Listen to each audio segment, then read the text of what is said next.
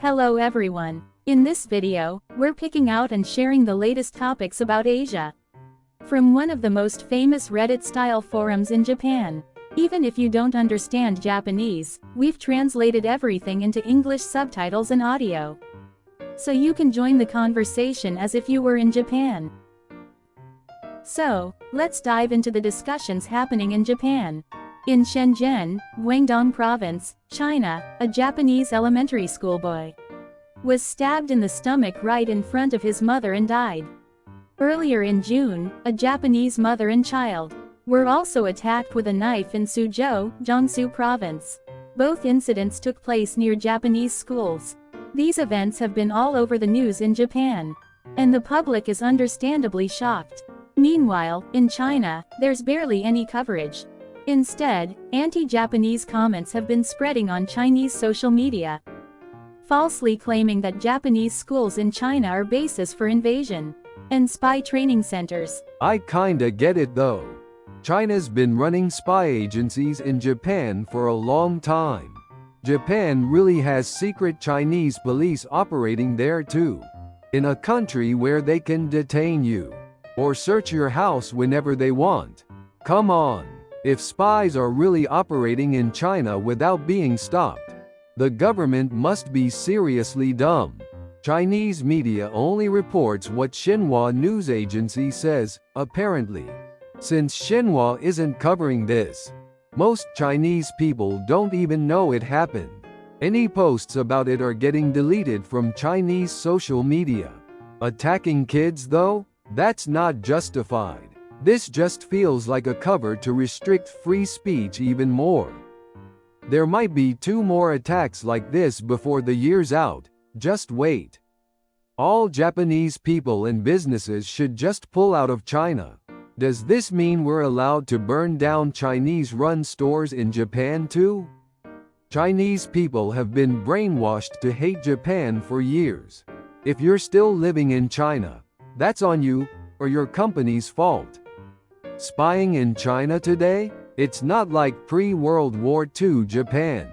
We don't have that drive or energy anymore. Aren't all the Chinatowns around the world basically a form of invasion? The real evil here is claiming that freedom of speech is somehow bad. The idea that 1.4 billion people are a threat of invasion? That's some wild thinking.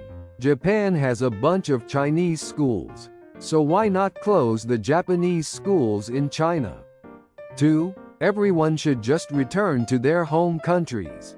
I'd love to see the proud Chinese people support this idea. The Japanese government can't even protect its citizens in Japan, let alone overseas. China's government won't admit its mistakes and doesn't want to make its relationship with Japan worse.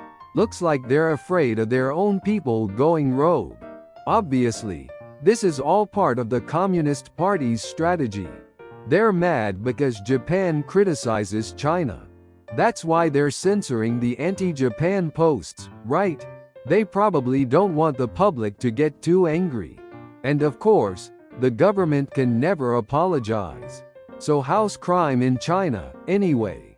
With that many people, I bet they've got horrible incidents happening all the time, not just targeting Japanese folks.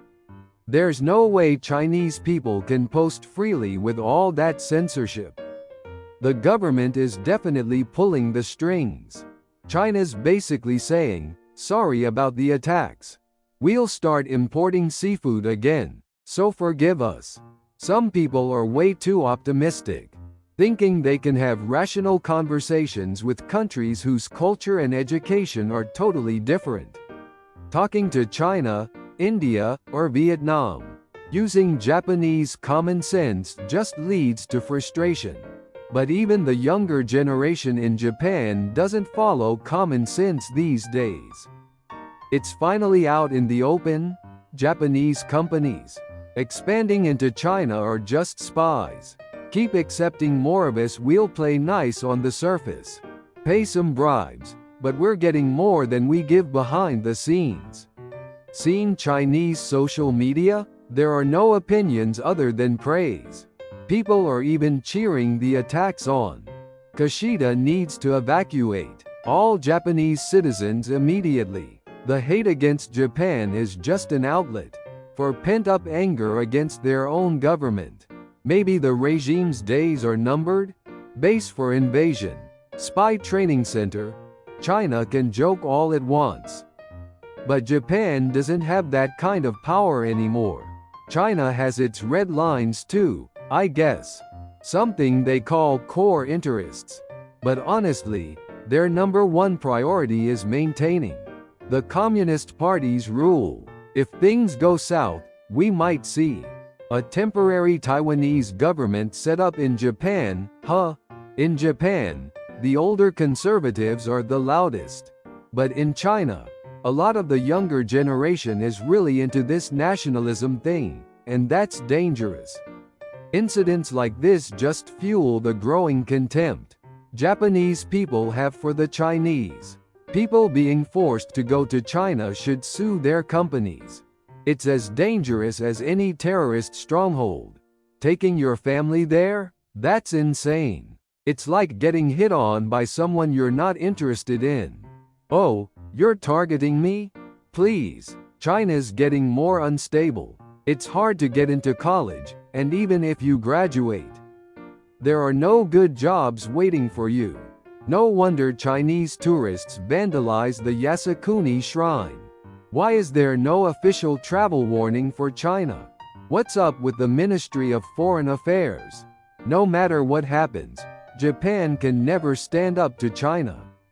We're just followers of every other country. Kids get stabbed. Adults get accused of spying, and they get thrown in prison. China's as dangerous as Russia now. In the past few years, China's anti-Japanese propaganda has actually toned down.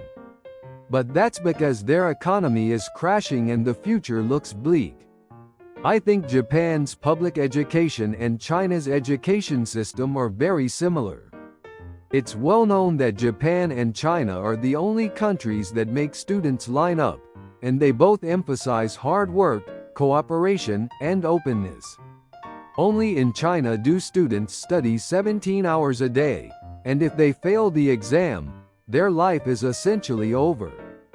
Did you find this video interesting? We'll keep bringing you fun topics from Japan's online community. Please subscribe to the channel and drop some comments.